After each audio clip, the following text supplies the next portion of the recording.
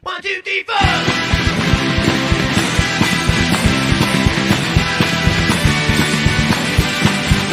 2, 3, 4. KGB coming back. Soviet broken back. Grandma man runs a 5-year plan.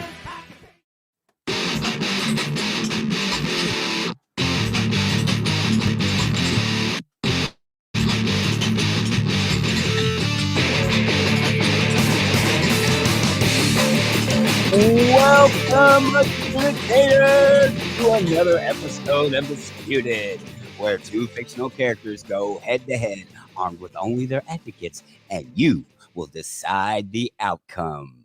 Everything is disputed. Oh yeah. Oh yeah, man. Woo! Ah, man, it's good to see you again. It's been a couple of weeks. Exactly a couple of weeks. Yes, So. yes. Exactly 2 weeks. Man, it has been amazing these last 2 weeks. But before we get into last episode, why don't you go ahead and introduce yourself, my friend? I shall. Hey nerds, I'm Damon, father of two, husband of one, aka the spectacular Blackula. You may know me from such podcasts as Damon Does, A Different World Pod, 10 Phony Punches, and In the Stack, the Library Podcast. And my co-host partner who does not sparkle in the sunlight, but his soul shines bright like a diamond. Tell him what your name is. Welcome back again, friends. I'm Dean, the Troy McClure of podcasting. You may know me from such podcasts as How Are You Now? The Boondocks, Podscare, and holy shit, Dean started another podcast. Welcome back, everybody. How's it going, Demond? I am fabulous. Fantastic. As was our last episode. This was our largest turnout so far for voting.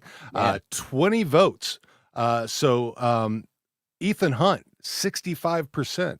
Over James Bond, 35%. So, James Bond dropped really quickly initially, caught up a little bit, but was not able to remake that. I guess, like we've said, he's kind of like Indiana Jones. He's a character of his time. So, some of James just doesn't quite fit in. I mean, I think that's been updated a little bit with Craig's Bond, but still, there's the history. So anyway, big congrats to Squirrely Matt from the Produce Stand podcast, who will be with Don and I on Podscare next week. So you should tune in for that. And even though James Bond didn't win, 7 votes for James Bond would have beaten any of our other opponents we've had so far undisputed. So Nikki, you did a great job. You were both fantastic. And real quick, that the difference between the two is really surprising, considering the newest James Bond movie, No Time to Die, just came out last week or 2 weeks ago. A week, So that was really surprising. And before we do introductions, there's something that I've been I don't want to say bother me, but I just feel like it's been missing. Is sure. If you are hearing this on the podcast, if you're not here with us live, one, shame on you, because we're on every other Thursday. Just to let you know that. Number two, after or before, or maybe even pause this, go to your podcast app and give us 5 stars or how many stars you can give us, and then leave us a review, leave us a rating. Those things help us get seen on the podcast app thingies, and get us on those lists so more people can see us. So yeah. And I just put up on our screen where you can find our links, disputedpod.com/links. Also, you may be able to see I'm wearing my Queens of Woodcrest shirt, which is part of the merch for the Boondocks podcast, but we also have merch for our podcast here. So, and you can find that at disputedpod.com/merch. They'll make great Christmas gifts. Yeah, they will. You have a big D on your chest. So anyway, so are we ready to do our introductions? Let's get ready to rumble. All right. So let's see. Let me bring in Tim and Awesome here. Tim and Awesome, and then let me. So I'm gonna do my introduction here. So bear with me just a moment. Really quick, can I also get a big D on my chest? Hey. Hey now, well, you got Demond and Dean on Disputed, so you got 3 Ds on your chest. So Oh man. sounds like a Thursday night for me, bro. there you go. Demond didn't know what he was. This is going to be the queerest episode of Disputed so far, and I'm very happy about that. So, so let's get kicked off here. Our first advocate today hails from New Jersey, then New York, but now lives in the City of Angels. That's Los Angeles to all you people who don't live in Los Angeles. Creator of the action horror comedy series Demon Hunter, that Mitch Herod, founder of the Soho Horror Film Festival, described as Buffy but make it gayer. Co-founder with his husband Robert Rice of Freaky Fight Funny Films, a production company dedicated to queer genre projects, a professional fight choreographer, and a freelance ghostwriter, because ghosts don't have hands and can't write for themselves, of course. There are some who call him Tim, but we know him as Tim O'Leary.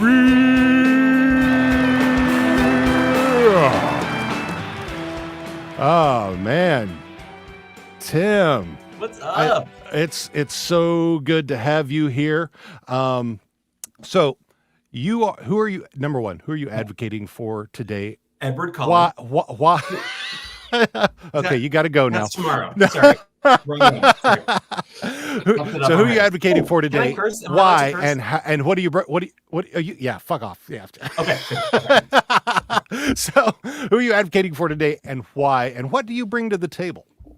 I am advocating for Spike, nice. William the Bloody. I have my action figure of him and Angel. And sometimes they fight, and sometimes they kind of kiss a little bit. Just depending on how we're going. No, I love Buffy. I watched the show when it aired live the first time, and that's just that's my bread and butter. It is the show that made me want to pursue professional writing at all in the first place, and then specifically writing for film and TV. So that really is the impetus for what brought me to LA, was watching Buffy when I was a kid. Makes total sense. So what do you bring to the table in favor of Spike? Oh man, I think as a young gay gentleman, I can appreciate a lot of what Spike brought to Buffy. There was a sexy element that was not quite there with Angel, was definitely not there with Riley. I'm a big Spike fan. There's one enormous blot on his record, which I'm sure we'll get to, which is kind of an attempted sexual assault that nobody ever really talks about 20 years later, but that definitely happened. But besides that, he's great. It's very true. Totally fine. I mean, I love both our competitors. I love both you guys as well as who you're competing with. So those are characters that are both near and dear to my heart. So yeah, I'm looking forward to this. So thank you for joining us today. So awesome. Demond, are you ready to introduce Awesome? Absolutely. All right. Our next advocate of the evening is another Californian. They say they're deeply uninteresting and very strange, which is something about every other writer says as well. They're the head moderator of the Letterkenny subreddit and have been known to ban 50 degens in one day alone. Quick figure trigger. They've also been referred to as the Letterkenny trivia maven by some guy named Dean of the How Are You Now podcast. There are some who refer to her as Auntie. But as far as we're concerned, they're awesome!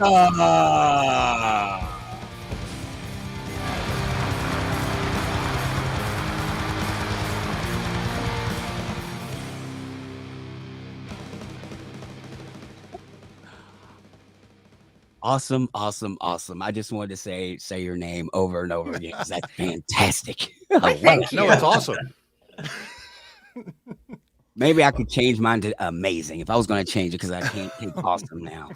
Anyway, Reginald Awesome. D. Hunter appeared on a panel show in Britain several times, but one time in particular. And it was Would I Lie to You? And he had to try and sell people on the idea that the D in his name stood for delicious.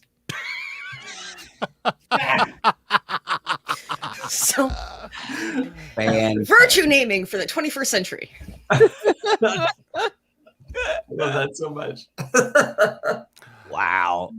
Awesome. My wife is hitting on you. Yeah. Well, I love you, Tiara. Give us about 30 minutes, T. Calm down. Well, look, the whole polycule is here, so.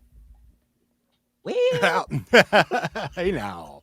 I enjoy being welcomed into this as a guest of this molecule. Yeah.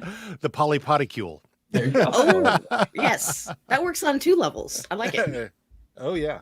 I'm going to start another podcast about it. you're gonna have more podcasts than fingers. So awesome. Man, who are you advocating for this evening and why? I'm advocating for our man, Prunchus Cassidy, because he's a sad bisexual disaster and I can. So is there any other kind of bisexual disaster aside? I mean, there's a sad bisexual. You can't have it without the disaster. I mean, well, sometimes we can be manic. You can have a manic disaster. I mean, Yeah. But if there's ever a disaster that's not bisexual, I want my money back. I have no interest in a disaster that is heterosexual whatsoever. no cis heterosexual disasters. No cis het disaster. We just had one of those for 4 years. Jesus. Hey yo! Well done. I mean, there's disaster, and then there's like dumpster fire. Yeah, Oh, like well. end of the world, apocalyptic. Yeah. Yeah. Yep. Man, we've avoided more apocalypses over the last presidency than the Winchesters. And all of You know, combined. I feel like I've aged 20 years in the last 4, so I'd rather be 5. next to the Hellmouth. Yeah, I've definitely gained 20 pounds. I don't know if I've aged 20 years, but I've definitely gained 20 pounds. So, as my friends in LA love to remind me of, by the way. Yeah. See, this is why LA sucks. Come to the Bay, we'll feed you up. No one gives a Right? shit. Thank you. Just I was going to eat your say, feelings. like, It's fine. very much. Nobody wants to be in I was just like, because I LA. live in LA. That's my hiking. You're hiking in LA. Toyota hyper fucking cars, LA. So, by the way, once you start that chain in any circle, it will not stop. Everyone will no. LA. I've never had a taco unless you've had a taco in LA. Taco in LA. But I do miss it in LA. Oh man. So before we get off the rails here too far, Demond, would you like to kick off what we're doing today? Yes. This episode brings a dispute between 2 well-known vampires who are going head-to-head to determine who is the vampire you want in your corner. Who are these 2 blood-feasting creatures, you ask? Only two of the most iconic predators of the night to ever blow up in pop culture. Spike. Sorry, I'm peeing. Yeah. Why not? That was my colostomy bag. Man. No, sorry, I was refilling my drink. All right. So our 2. I was covering for you, Awesome. I was going to take that hit. I was prepared to take that hit. I'm gonna let that one go. All right, Spike, aka William the Bloody of Buffy the Vampire Spike, aka William the Bloody of Buffy the Vampire Slayer versus Prunchus. Thank you, Yeah, Mr. Cassidy, Preacher. You can call him Frankie. That's the actual origin of the name Francis. Interesting. So, yeah, it's Irish. Got it. You want me to go over the rules as well, sir? No, I'll do the rules. So the rules, as I've told you before, are as follows. Each advocate will get a 5-minute opening statement, followed by a 2-minute rebuttal from their opponent. After that, each of us as hosts will ask questions from which you will answer. There may or may not be questions from the audience that we'll bring in on the screen, just like I showed you before. After that, each of you will get 2 minutes for closing arguments. Now, if you don't use all of your time, you will be able to bank your time. So if you only use, say, 3 minutes for your opening statement and you need 5 minutes for a rebuttal, well, you've got that because you've got some extra time you've got. So that's the rules. And after that, then we will give directions for everyone to go vote. Cool. All Excellent. right. Can we get a little clock up on the screen, like a little countdown, or? Well, I tried doing that once, but it takes up the entire screen and it sucks. But I have timers on my thing which will honk when time is up. But what I'll do is I'll give you I'll give you a 1-minute warning. How about that? Okay. Okay, All that right. works. Okay. Thank you. All right. So My palms are sweating, by the way. I'm so nervous about like getting all you my got mom stuff. spaghetti. Yeah, mom spaghetti. That's right. I have whiskey. Hey now. I have white wine. Cheers. Sláinte. I've got water, but it's damn. in a cup Cheers. that swears at There you you. go. Oh, Well, like I that also one. have water, but All right. So Tim, you are our first advocate. So we will have you go first and give your opening statement for William the Bloody. Okay. So I'm clear. This is why he's sort of the best guy in your camp. Yeah. I mean, why you choose him to be in your corner? I mean, what's he got going for you? How, what's if you're in a fight at the Hellmouth, he's got your, all that kind of stuff. The kind of what he brings to the table for you and your crew. Okay. All right. So, I mean, obviously, which is, pretty common with any vampires, and I know this is true of Cassidy as well, is the super strength, the strength of 50 men. But in addition to that, Spike also picked up fighting styles throughout the, 100+ years that he's been alive. He's got great martial arts fights. He's been involved in some of the best fights in Buffy. In addition to that, he is strangely loyal to a group of people once he gets involved with them. So you saw that when he was parading around the old world with Angelus, and Darla and Drusilla. You saw that when he and Drusilla sort of formed their union and they had their minions. I mean, he wasn't necessarily loyal to the minion vampires that they would occasionally kill for fun, but beyond that, he was really into it. And then when he became a full-fledged member of the Scooby Gang, he was there. And the best thing that you can do if you want Spike on your side is to have a beautiful young woman there that he will fall in love with, because once he is in love with somebody, he is the most loyal person, living or dead, that you can possibly imagine. And he's got a heroic streak. He sacrificed himself for all of humanity. I mean, it was mostly Buffy, but he did sacrifice himself for all of humanity at the end. He allowed himself to be burned up with the amulet and destroyed, all of Sunnydale, but did prevent the first evil from becoming, part of the world. In addition to that, he's a musician and he's a poet, and he's got a really cool accent, and he's got really cool clothes and cool nail polish, and he'll always have your back. So I'm just here for Spike, 100%. And again, maybe he might kiss you if you just play your cards right. I'm just saying. There you go. All right. Mic drop. All right. So you're is that it? If you're there, then you're banking 3 minutes. Okay, I will happily bank 3 minutes. Wait, hold on. Let me check my notes. Let me see if there's one more thing I got. Yeah. Okay, I think I'm good. I'll you know what? I will credit Union those 3 notes because I don't like corporate banks. Okay. Good for you. Thank you. Awesome. All right, awesome. Let's once you're done with your swig there, go ahead and let's hear your 2-minute rebuttal. Okay. To what you said earlier about Spike not being loyal to his minions, he runs through those fuckers like they're candy. Okay, he does not give a shit about anyone but who he like his little bubble, right? He's got his little bubble, and those are the only people who are real people to him.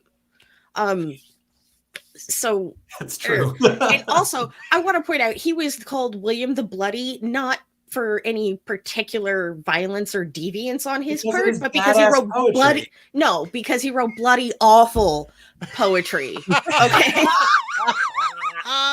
That is in the eye of the beholder. No, like, okay, I'm firmly anti-poetry. Nostalgia is a great word, and he used it in a poem. Sorry, this is sorry. No. And also the only reason he finally like went all in with the Scoopies was because he was like physically incapable of eating people anymore. That's the only reason he stopped eating people, was because it hurt him. That's a Because somebody technicality. put a chip in him. Like, you microchip a cat. You know? So like, Does he have if 5G that's his now? well, if that's his only reason for his like heel face turn, then that's not born out of any genuine moral contrition or anything. So there you go. That's my rebuttal. Fair, all fair points. I'll give you that. Yeah, that'll work. So you really you have like 15 seconds to bank there. But if you're ready for your opening statement for Pontius Cassidy, go for I it. am ready. Let's go. Okay, so Pontius Cassidy was, you know, he fought in the Rising in 16, not like out of any like fervent nationalism, but because he wanted to protect his brother. And real quick, you may want to give a quick glimpse into what the Rising is, because not everybody's follows Irish history.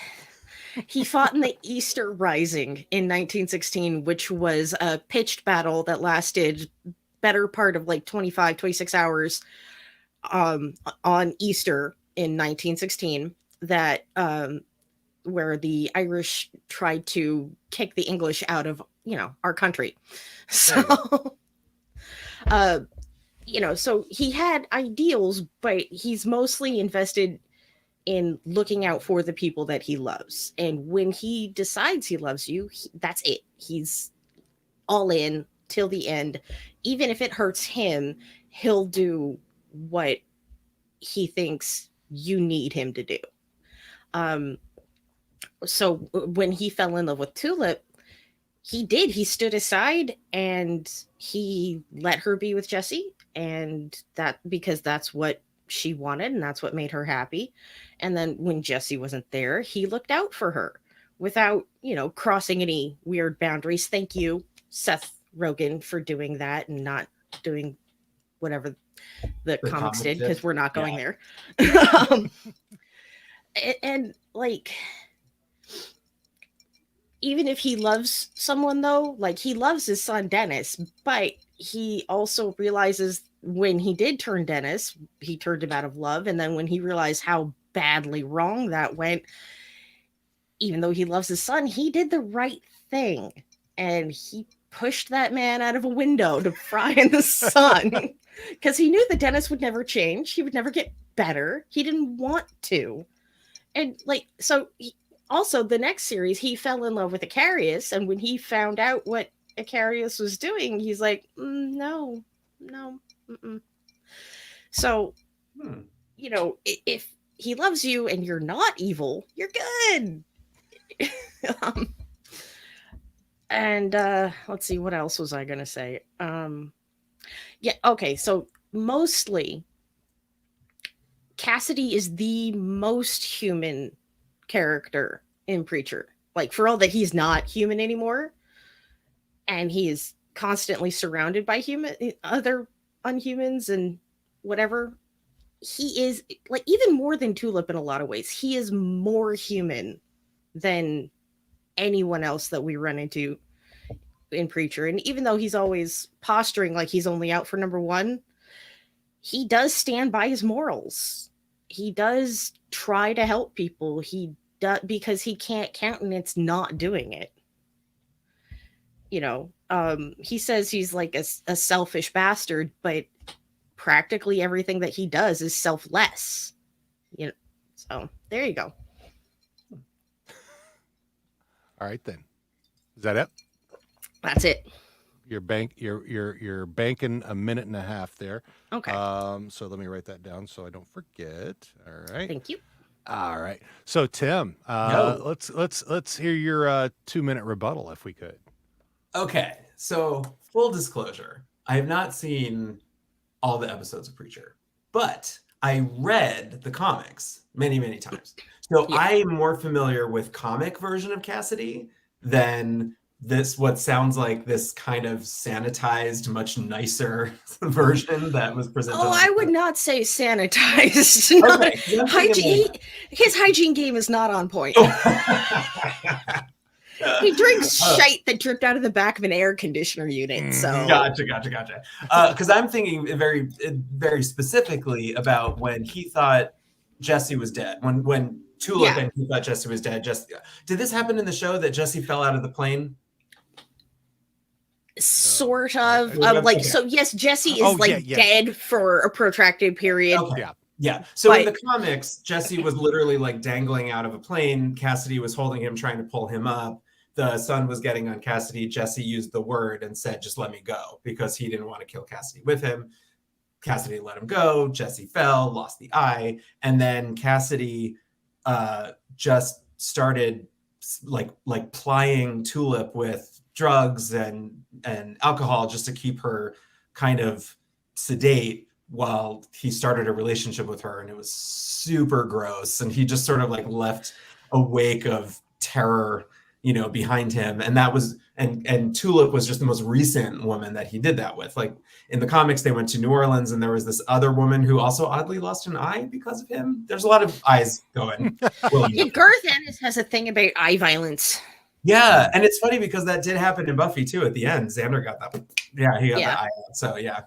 You know what? I say we've had a lot of eye patches in pop culture from like 2000 on. Elle Driver, all that kind of stuff. I was like, let's keep 2 eyes. Let's try it. We'll just try 2 eyes. But now you've hit your 2 minutes, but if you want, you still have 3 minutes if you want to go further. I'm good. I will rest my case. Okay. I just want to real quick here. I did ask you personally, Dean, in chat, if we were sticking strictly to the TV versions or if we were including comics. Because if we're including comics, I got some shit to say. Well, I'll give you a little bit. I'll give you a minute to discuss that real quick.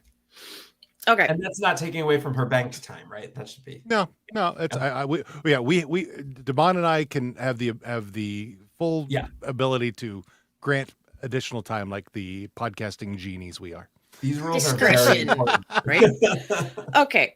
Make it good. So in the comics, yes, Cassidy does do some very skeevy shit to Tulip. However, I do want to say she did start self-medicating.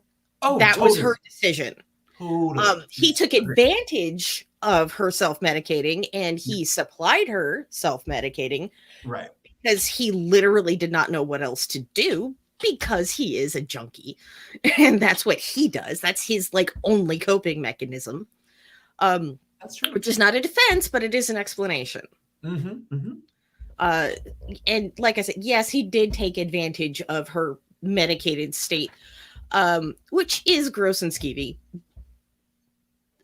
And there's really no defense against that. I was going to say, I wish there was some narrative where vampires from the 90s were not guilty of sexual assaults on the women in their narratives. Because it was the zeitgeist at the time, right? I think, if you think of, because Spike is no different from Cassidy in that aspect either.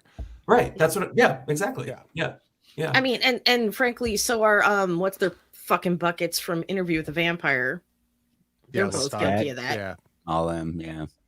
Oh yeah. Oh, absolutely. Turning a little girl, and If Buffy were made today, after that episode where he tried to rape her in the bathroom, I think he would have been staked, and we would all have been like, "That's fucking right." Yeah. No, you'd have been thrown out of a church clock tower into the sun. Fuck you, dying of fire with gasoline draws on.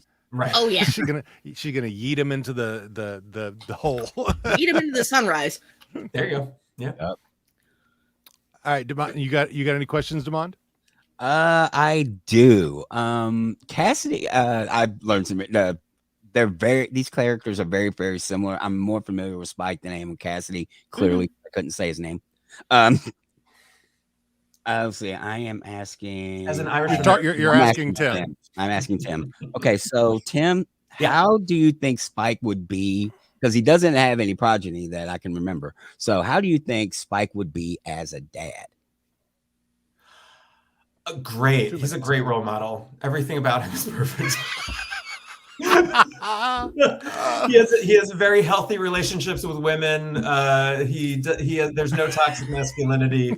100%. He would be a great dad. No, he's Slash S. right. Let's assume he would be changed.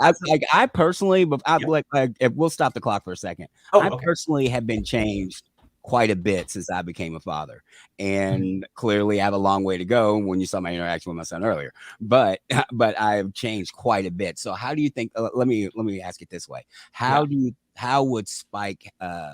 think Spike would change the most? How would he benefit the most?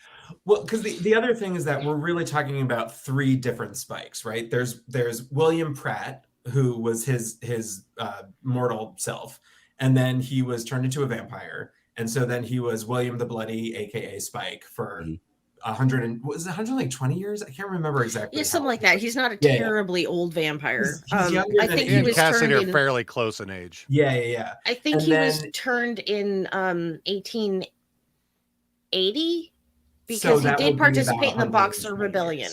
Yeah. Yeah. Someone knows when the Boxer Rebellion was. Queen studied history. Thank you. For you. I remember when they were talking about the Boxer Rebellion in the show. I'm like, I totally know what that is. When the boxers came in and fought out all the MMA people.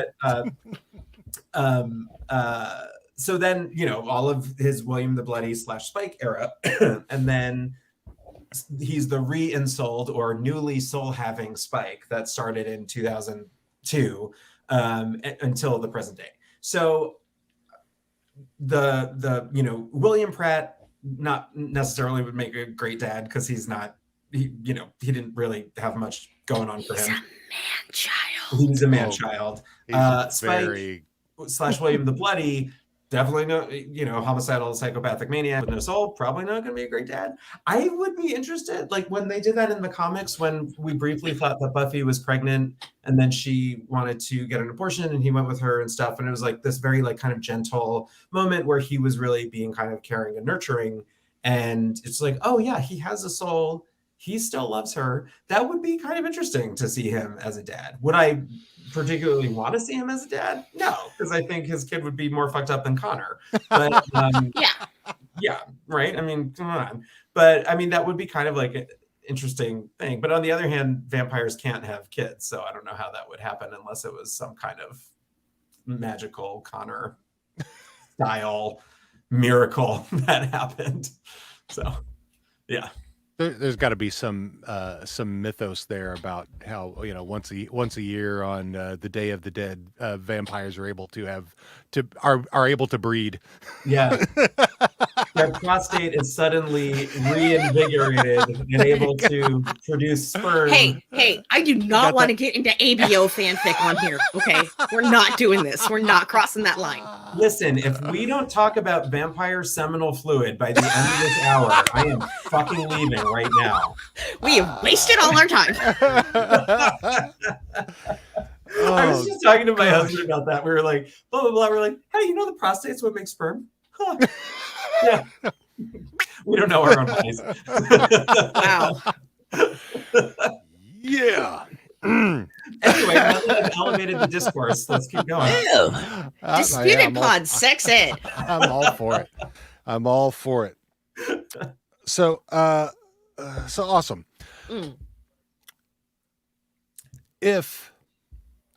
I'm trying to think how I should word this. What would be the difference? How would the Scooby Gang have benefited in having Cassidy instead of Spike? Oh, good question.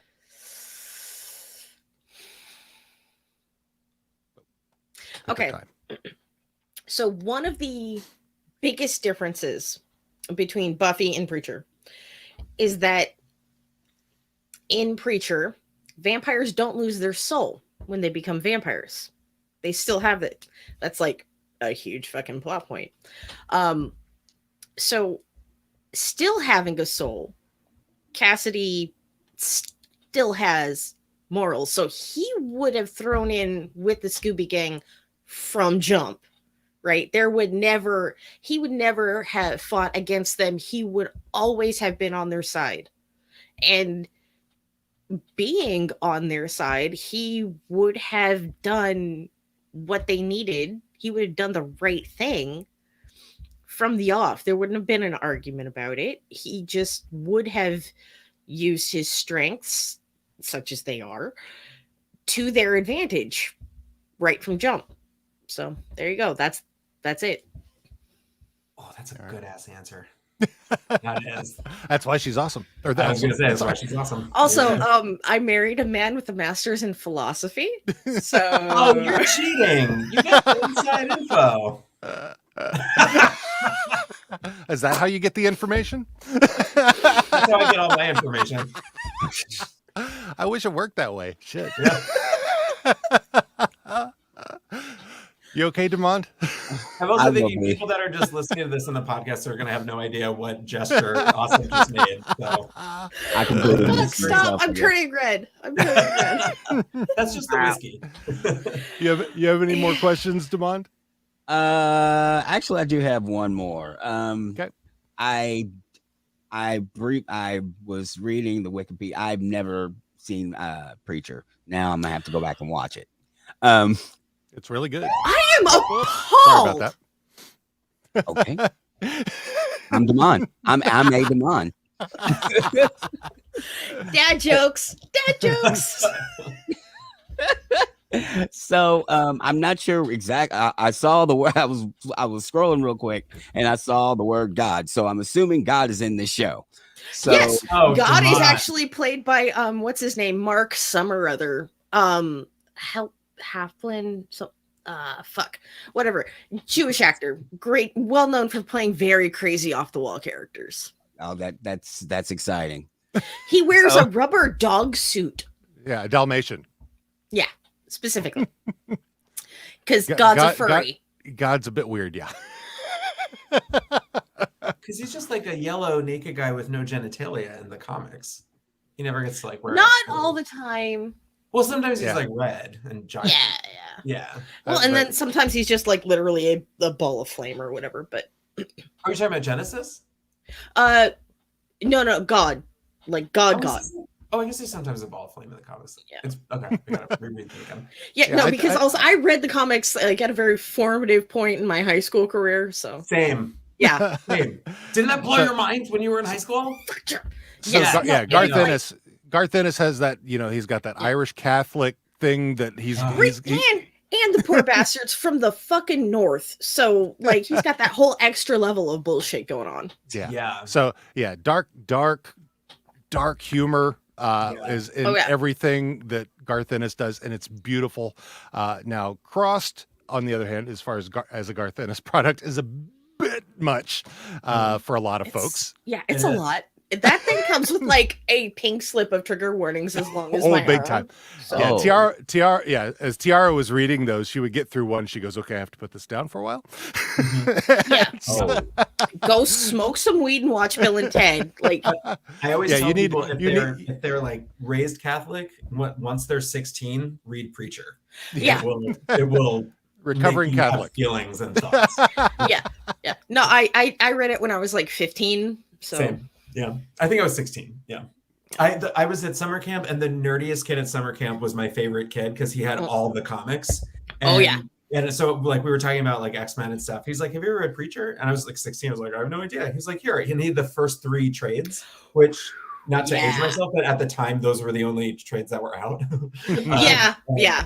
And so I read them, and I read them in like a day because they were just Oh yeah. No, you just tear through 'em. they're so good. Oh, they're so good. Sorry.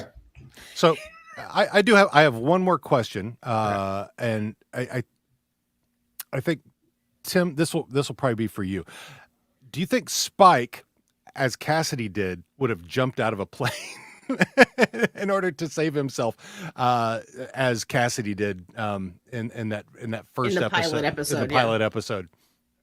So he had all the Remind me, vampires. 'cause it's been a couple years So since it I takes watched place. it. So the first episode, it takes Cassidy's in a plane.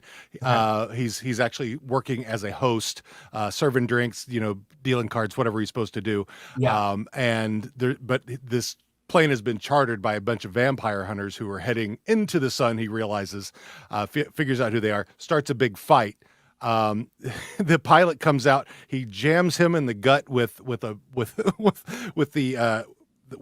part of a champagne bottle, takes the cork out and fills it as the plane's going down. He fills a Fiji bottle with blood and grabs an umbrella like fucking Mary fucking Poppins and jumps out of the plane. I mean, the thing is, that is one of those things where Cassidy and Spike very much coincide and are parallels. Like, I can see both of those. Like, if you had told me that had happened in one of the Buffy comics and it was Spike, like, there would have been no problem believing you. You know what I mean? Like, that is one of those moments where I'm just like, yeah, absolutely. And especially with Buffy, as the show went on and it got more creative and more kind of cavalier with its kills, and they're like, oh, we're gonna actually like have a little bit of like fucked up, like dark fun with some of these kills. And I like that Preacher started that right off the bat, but I think in that sense, kind of Buffy crawled so that Preacher could run. You know what I mean? Like, we kind of were introducing that a little bit. Well, and I gotta say, comics started earlier. Buffy was on network. Yeah. And Preacher was on cable. Right. So, and after the Watershed, so they were allowed a lot of creative freedom. Seth Rogen and Sam Catlin and Evan Goldberg were just allowed complete creative freedom to do whatever the fuck they wanted. No restraints, no restrictions, no bleeps, no editing. Well, I mean, obviously editing, but like no censorship. So I mean, that reminds me of when I saw their restrictions are very different. Yeah. It reminds me of when I saw the pilot of True Blood in 2008 on HBO, and I was watching it and I was like, and especially I think because it's like Anna Paquin was a cute, perky girl with a blonde ponytail. It's like, oh, this is like the show that they wanted Buffy to be, but they were restrained by being on the WB at the time. No longer exists. God. I know. I referred to the CW accidentally as the WB around my co-writer for Demon Hunter, Zach, who's like 28. And he's like, WB. And I was like, you're fired. It's like you like immediately like crumble to dust and like your headstone pops up, I was like, it's just like you instantly age 100 years in the span of half a second. I surely did. My hairline went way back, and my man boobs just started sagging. I had to explain the other couple weeks ago, number A, who Randy Johnson was, what the phrase inside baseball means. The big unit? Yeah. And in fact that he did explode a bird on national television. Yeah, he fucking did. And in the process of having to do that, I felt myself like I felt my ghost leaving my body. I'm still haunted by that video, by the way, of that bird. Well, which one bothers you more, that one or Fabio getting hit in the face with a bird on a roller coaster? Look, if Fabio's getting hit in the face, I'm fine. I don't have a problem with that. But like, as long as the bird's okay. But like, oh man, when that because that bird fucking disintegrated, guys. Yeah, it was like exploded. That was like a vampire being dusted in Buffy. Like it just.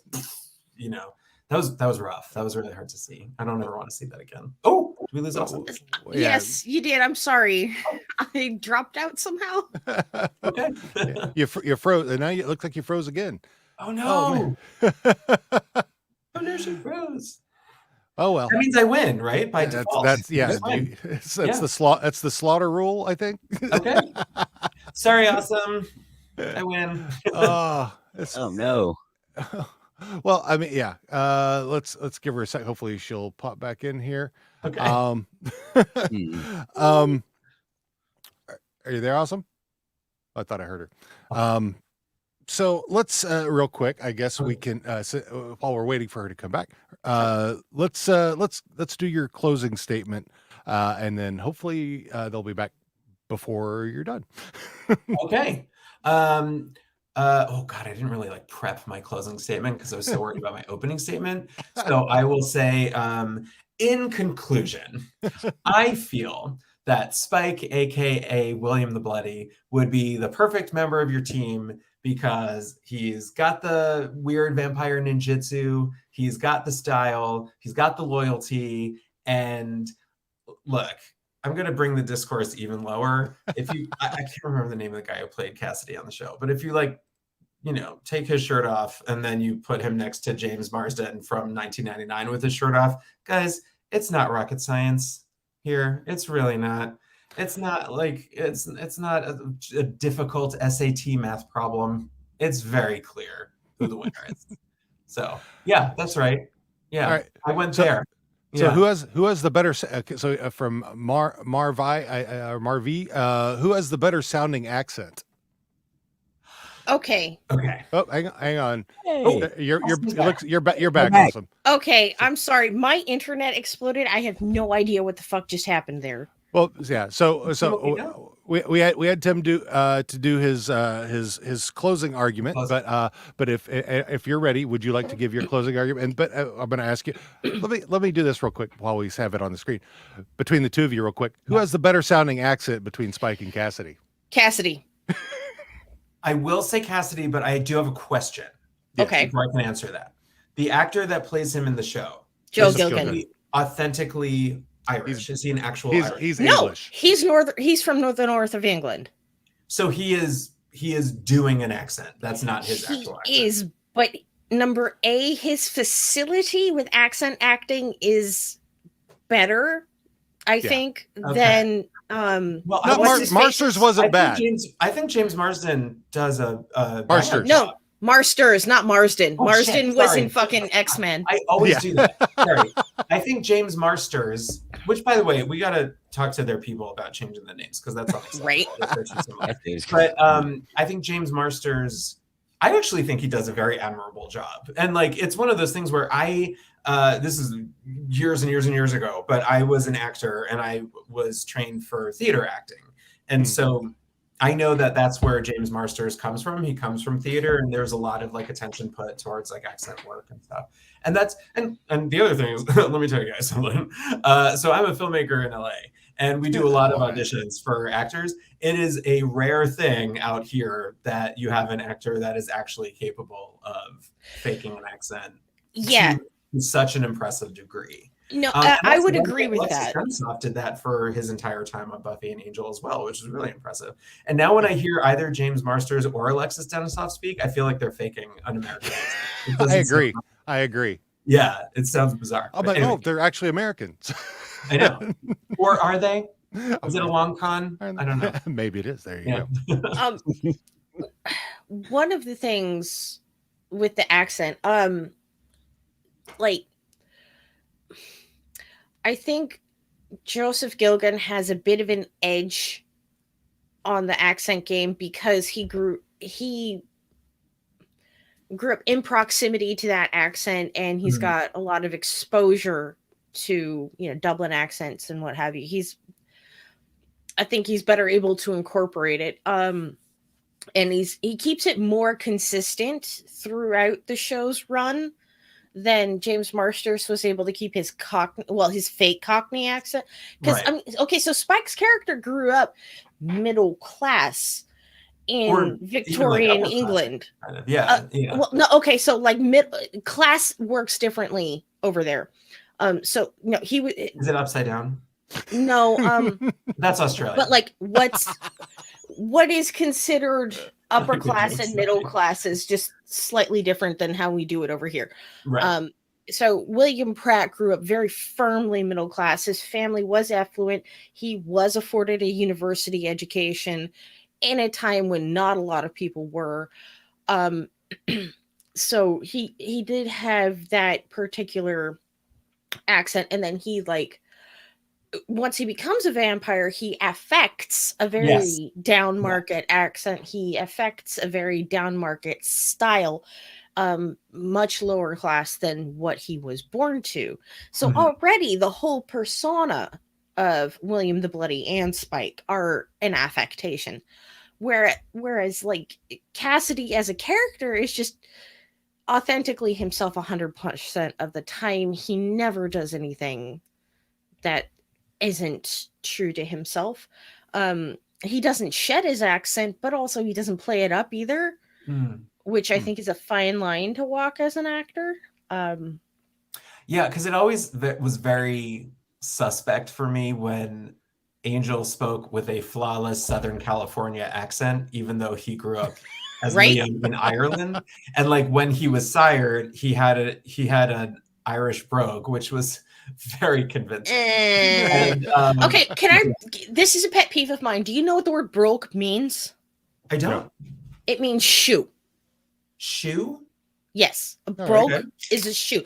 B-R-O-G. Okay. It means shoe. So I don't know how that particular word came to be attached to the quality of Hiberno English accents or Irish accents or Caledonian accents, whatever. Scottish. Whatever. I don't Scottish, know. it's crap. I don't know how that word came to be attached to Gaelic people speaking English, but it fucking did. Oh, I want to know that origin now. That's so interesting. Yeah. I mean, so like for the record, my grandfather is from Donegal. Well, was. I'm sorry, he's deceased now. And his mother is. Well, yeah, Donegal, Ireland, and his mother was from a village called Gordahork, which is so deep inside the Gaeltacht, there is no English translation for the name of the village. So it's Irish then, right? Not even Gaelic, but Irish. Yeah. Well, okay, so Gaelic. No, that's all right. Quote unquote is a family. Yeah. No, Gaelic is a family of languages. Right. And like Scottish people speak Gaelic, which is how they say the word. Yeah. And if you talk to an Irish person, Barla, like in English, they'll tell you they speak Irish rather than what I learned when I went to Ireland. Yeah. Is that they said that. Yeah. And also, by the way, I went to Ireland and I was talking to somebody who was like in a bar in Galway. And I was like, yeah, my family's from Ireland, blah, blah, blah. And he just like looked at me and he's like, oh yeah, you're from Cork, which is where my family is from. And I was like, yeah, because your name's O'Leary. Like we all know where you are. Yeah. Look, my maiden name's Boyle. So everyone, everyone knows where I come from. So great fucking. Yeah. Anyway, all right, awesome. Let's have you give your 2-minute closing statement, and we'll button this up for everybody. Okay, the reason that you want Prentice Cassidy in your corner is number A, man's got morals. Okay, he doesn't compromise on them. They're sketchy. He does like have flaws, but he does have morals and he doesn't have to be coerced into following them. Number B, man's is loyal like a motherfucker. When he loves you, it's all in, no reservations. He will die for you. Number C, whatever preternatural strength is lent to vampires in the world, honestly, it almost doesn't matter because he was like that as a human. He never knows when to quit, right? When he decides something, it's 100% all the time. And like, yes, he can change his mind presented with evidence, which, is the facility of a rational person. But unless and until he does that, he is entirely committed. And like, just so in the scene where Jess is trying to protect Cass by driving him away when they're in Angelville, he cuts Cass up and puts him in a packing box full of styrofoam peanuts and literally ships him off somewhere else. Like, Cass knows that he still has to come back to protect Jess and protect Tulip. And he makes his way back, and he's like, I know that you are ready to quit on us, but I am not ready to quit on us. You don't get to make that decision for me. So he has convictions, he stands by them. He has morals, he stands by them. And lastly, again, he is the most human character in Preacher. And as for somebody I want in my corner, I want a human. So there you go. Well done. Well done, both of you. Thank you. Thank you. Thank you. Demond, Yes. you have any, would you like to do a bit of a recap there? Or, Wow. Man, these get better and better, to be honest. Like, now I got to go back and watch and read Preacher. I'm not sure which I should do first. No, watch the TV show first. Yeah, Okay. I agree. Okay. I gotta watch it, man, because the comics are so great. The comics are great. The comics are seminal. They are a foundational work of Vertigo, the publishing house. Yeah, totally. But watch this show first. Yes. Because I of just the as I would phenomenon say of with like, John, with Constantine as well. So Yeah. Watch the Keanu, because the Keanu film is great on its own. Completely different from the comics. So. Yeah. well, The okay, comics so are this much is better. this is a thing that I run into a lot, being the huge fucking reader that I am. When a movie gets adapted into a film or a TV show, because your imagination does so much fucking heavy lifting when you're reading, you get these like firm ideas in mind. And when the film or the TV show naturally upsets them, it creates a sense of dissatisfaction. So if you've the opportunity, watch the film, watch the TV show, then read. Mm-hmm. Right? That makes Because then like you don't like build up expectations that were never, explicitly text or because of the nature of adaptation and practical, effects. Mm-hmm. You don't get let down. I agree. That's I agree with smart. That's very smart. Thank you. You're welcome. I love you. Oh, I love you too. It's a love fest. I don't know who these Demond and Dean guys are. Let's just come out awesome. Yeah, you and me, let's hang. Okay. Road trip, we'll meet in the middle in Bakersfield and we'll get high as fuck. Oh man. Sounds great to me. No, Bakersfield is shit, but San Simeon is like an hour away. I'm down. All right, was there anything else? So you're gonna have to go back and read and watch. We talked about all kinds of stuff. We talked boy. Vampires, we talked loyalty, we talked comic books, we talked I hope this is the right word, queerness, and we've talked prostates. We had an anatomy lesson. This has been insane. If you didn't learn anything or have any fun, then you need, like I say every week, you need to check your pulse, because once again, this was awesome. I agree. Yes, I am. It was awesome. and before Fantastic and amazing as well. and now, so everybody knows.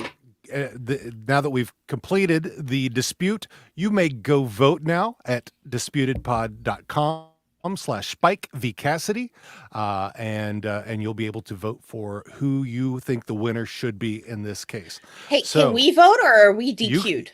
No, you can vote. I mean, Okay, great. We don't have to recuse ourselves as advocates for. Okay, not at all. I mean, Nice. if you ran for president, you could vote for yourself for president. So why not? So there you go. Yeah. Also, very much like Cassidy, I would love to kiss Tulip O'Hare on the mouth. Oh, You know what? I'm Nega 100% gay, and I would like to kiss Tulip on the mouth. Yeah, it's true. Tulip. Ruth Whether it's Nega. like Ruth Nega Is or gorgeous. the version from the comics, I'll take any Tulip.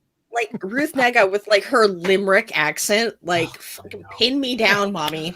Oh, even her Texas accent is awesome. I had no clue.